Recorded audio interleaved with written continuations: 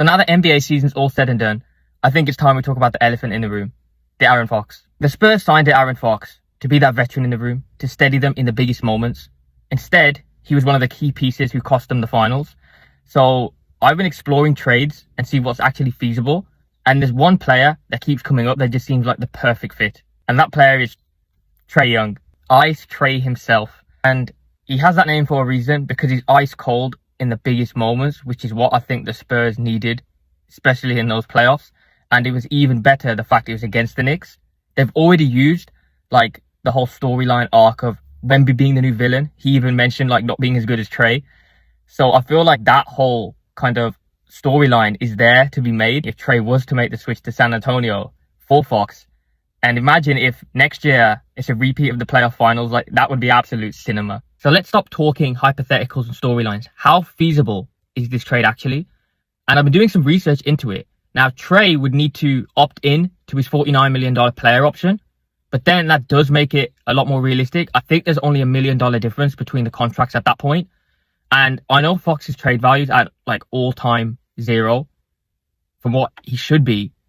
But if the Spurs were to give them the 20th pick in the first round of the draft, which they have this year, and a second round pick, considering Trae Young was only given to the Wizards from the Hawks for CJ McCollum and Kispert and no first round picks, his stock isn't that much higher either. And just a week ago, Trae Young was on the Pivot podcast and he said himself, like, this is the most slept on he's been in his entire life.